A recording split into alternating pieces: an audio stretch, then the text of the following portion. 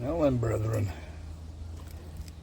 as you can see, we're not using the chair as the mount for the camera today.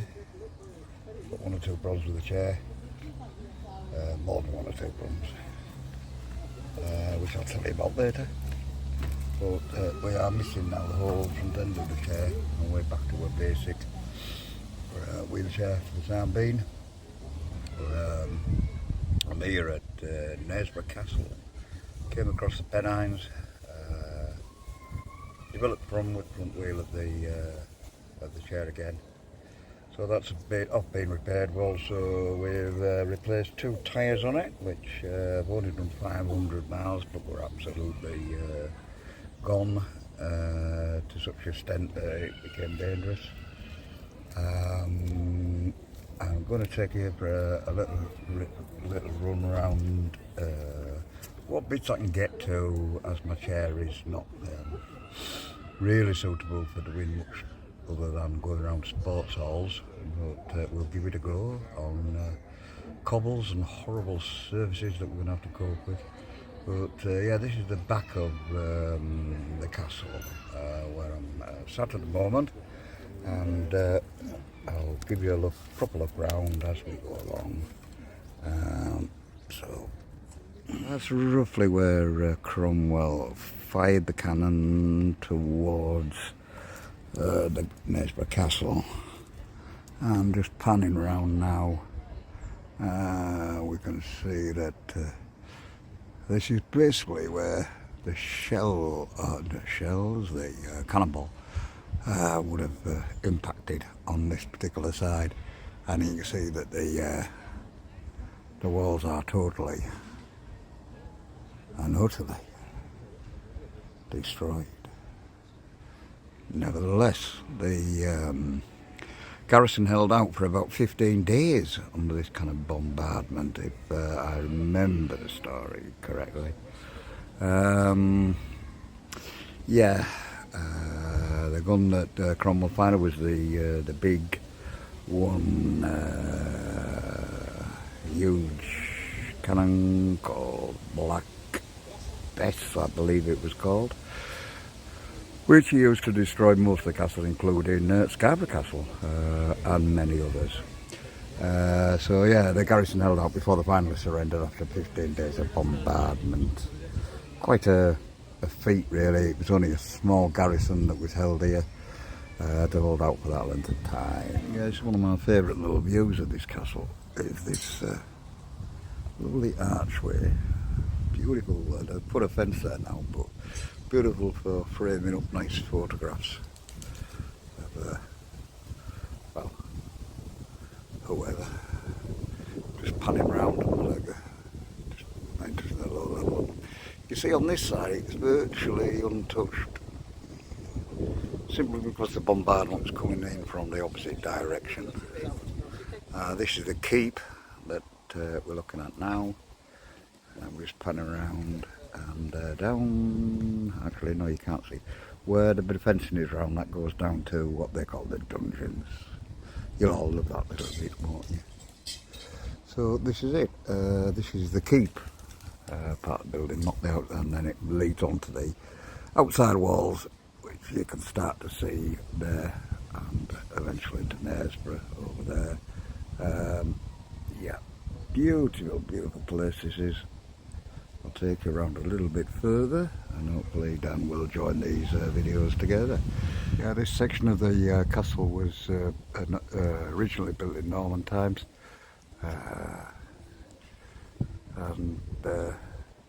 But there always has been, I think, a castle on this site right the way back to the Romans, but I may be wrong. So just panning down there, you can see where the entrance to the castle and the dungeons down below, panning across, and you can see now the front end of the riverside of the keep.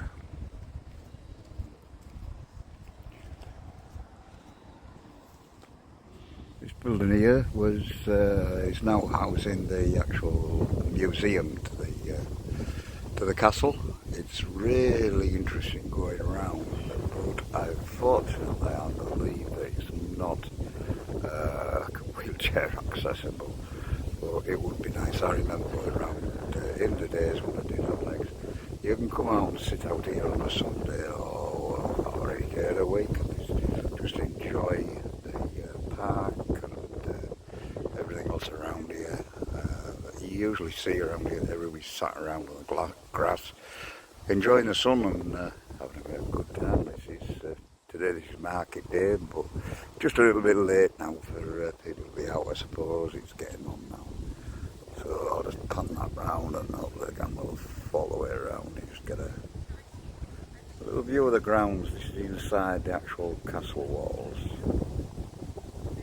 It's a view of the River Nidd and the railway bridge. Quite ornate for a railway bridge. We just happened to time that right for a train going across. A lot of my family live around this area. In fact, most of my family live around this area, and my ancestors. Not that I suppose you're interested, but just to the right of the bridge is where my auntie lives, right on the side of the river. You can see down below that everybody enjoying their day, just having a little row about, enjoying the weather. Now I'm back again with another picture. If you can just see the railings down there, that is called Lover's Leap.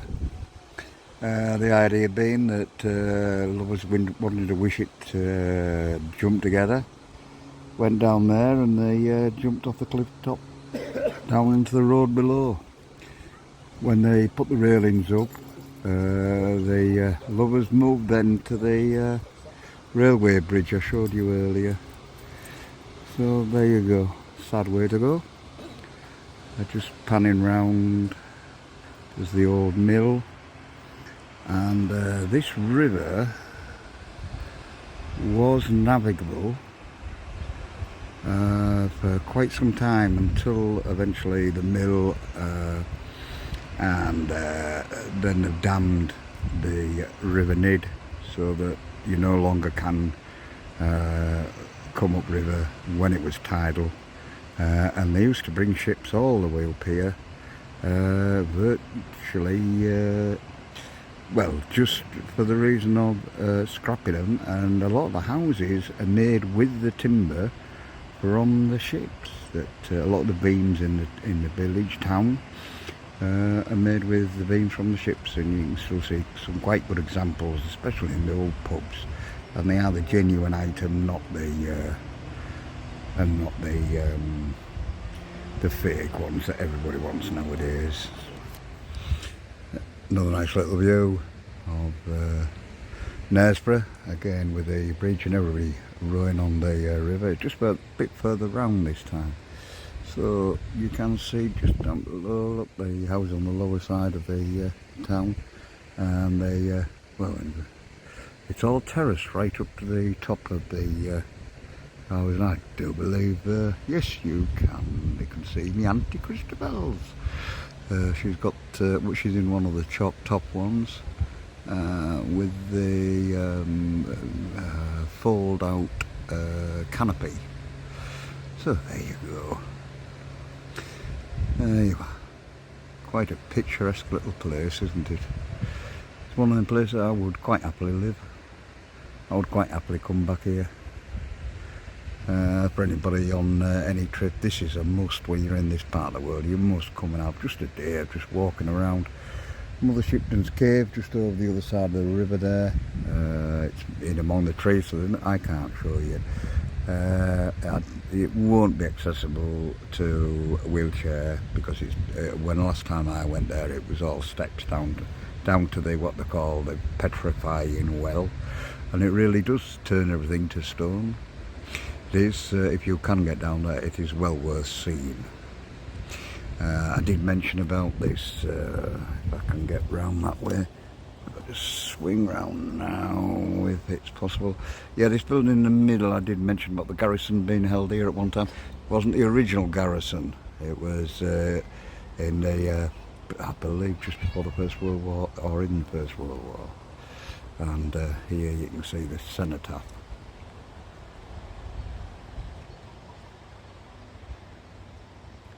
The fencing you can see in the middle of the grounds here, that bit of fencing there is where it goes down. That was an escape tunnel for the actual castle itself. So the under bombardment, or if they did need to escape the castle, they use that tunnel there. And where it comes out is near where I showed you earlier, Lover's Leap. So that is the escape tunnel for the castle. When I was a kid, it was only covered in a few flagstones at the time. Now they've actually got a fence around it, and I do believe there's a doorway at the bottom. It was never there when I was younger. Right, so here we are outside the main gate into the castle itself, the grounds. So I hope you've enjoyed your little tour around, and I hope Dan can put me a nice little video together for you. Okay, just a little brief look at Knaresborough Castle.